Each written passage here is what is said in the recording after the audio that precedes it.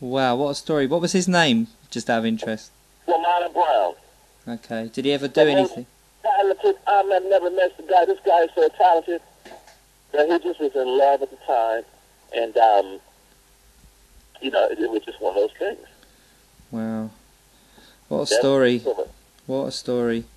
So after that album, you then went on to work with Shanice and Walter and Scotty, Whitehead Brothers. What was it like working with these guys, like the Whispers? You know, I mean, they must have been idols of yours. What was it like to work with these guys? Well, for me, it's like I didn't understand. I didn't understand at the time when we were all 18 years old. No, we were 19 years old. And so when a legendary group asked me to produce them, I didn't understand how good it would be for my resume. I just thought, well, these guys are older. I don't want to do it. But what I gained a lot of knowledge from them in the studio. So they taught me a lot of different things. So they were gentlemen. They taught you more about life. It wasn't just a music session in the studio. It was a life lesson thing, what you should do, proper etiquette, what do you do on stage. It was more than just music. They took my raw talent and let me produce them. They also taught me a lot of lessons as a young man in the industry. So it was a pleasure for me. Every artist that I worked with that was somebody who was older, it was a learning lesson. Okay. The sound's gone a bit lower. Have you had to actually keep your voice down for a moment? You know what happened? I'm inside it. That's why I told him, I said, should we do the interview afterwards? Because I have to go inside this place and car dealer and get this car. Can you hear me? Yeah, we can hear you. Okay, I mean, we'll carry it on. It's fine. It's cool. Then you released All That Matters album, and I personally regard it as one of the top 10 R&B albums of the 90s. It was a much more mature style. Was that had you learnt a lot between 92 and 95 to create that style? It was all. Hold on one second. It was all me. But the thing about it is, I wanted to grow, and I know that each album you grow. You're supposed to grow. Well, when we traveled to you guys, to the UK, and started going around to different countries, that's what influenced All That Matters, because we started seeing things, and we were getting older, and we were experiencing things that were, going to see the Vatican,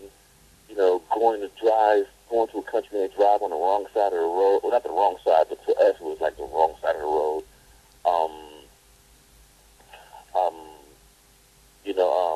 Different women, exotic women, taking these, trips to these islands, and it was just full of that. So that inspired us to be who we were.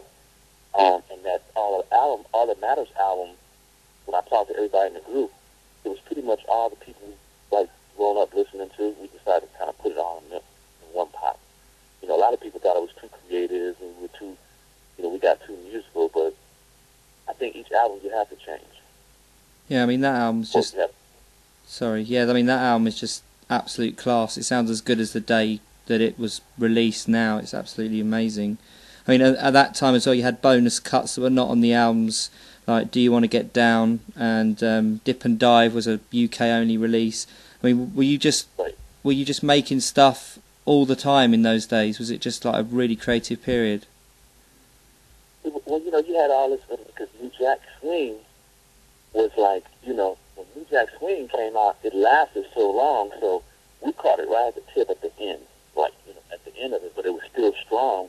So you had to either do music very, very R&B, or you had to mix it with a little rap. That's the only way you can get accepted. So for me, I was able to groove. My groove was just, man, just groove. Don't worry about being too much for the people. Just let them hear you. Just do your thing. And that's when I kind of let the more musical thing come out. And at the time, I'm surrounded by all these great musicians. I remember being in the studio with Chucky Booker, and I watched him do Spread My Wings and Turned Away, like from scratch, like the whole tunes from scratch with no sequencer. oh, God, okay. Part of you wants to show off.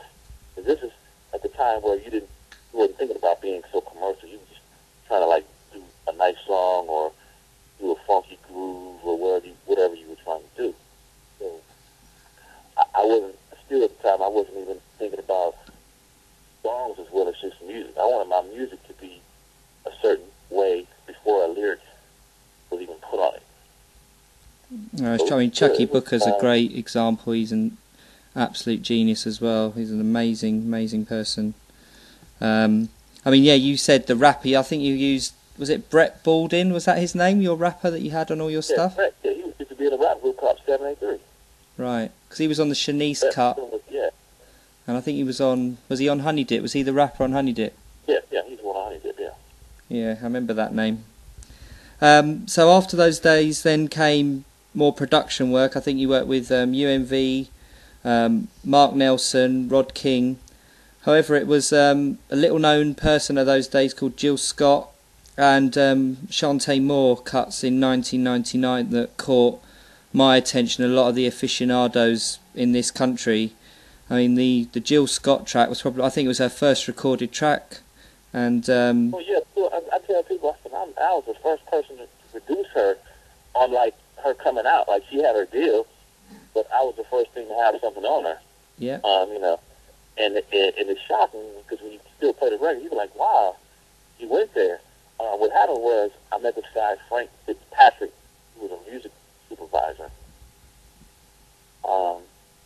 And he was doing a lot of film, and he asked me to get into it, and I said, what do you mean? He says, well, you know, I got a soundtrack, and we can do songs for certain people. Who do you know? And I just came from New York working on something, and I met Jill Scott. I said, well, you know, Jill Scott was a really, really nice lady. I mean, I don't know her personally, but I know her well enough. Maybe we can give her a call and get her. And that's how that happened for the movie soundtrack. Nicest woman in the world. So nice. That's a really sweet woman. Yeah, because, I mean, that track's classic, and the Shantae Moore cut, Down on My Knees, it just sort of sneaked out on an MCA sampler. But what a phenomenal record that is. I mean, did you know that got released? Was that something that was going to be on her album, or did you do more stuff with her? What was it like working with someone like Shantae? They told me that it was something charity-wise. It was like a charity situation where, you know, this CD that's going to be made is going to be donated to charity. So, you know, we had did a couple of shows with Shantae Moore, and that's how we knew her.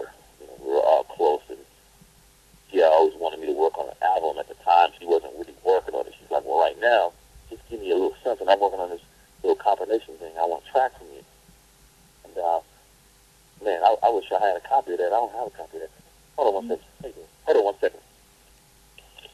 Okay, sorry about that. That's okay. So it was a pleasure working with her because I remember she was having a baby at the time, and she did the song holding her baby in the studio. She held the baby up the whole time while she did her vocals. I told her I didn't mind. You know, but she standing there, held the baby with right hands in the vocal booth and singing like it wasn't nothing.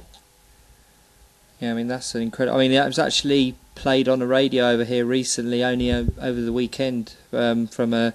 Really? Yeah, I sent it to a DJ and he hadn't heard it. He's a big Portrait fan and he wasn't aware of it, and he played it over the weekend. So it's just one of these tracks, just absolute timeless class.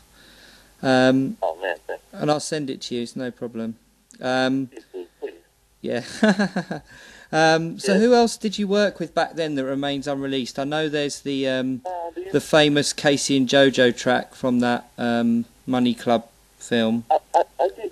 It was a record that I did. I don't know if it came over to London, but it was called Back in the Day When I Was Young and Now. Ahmad.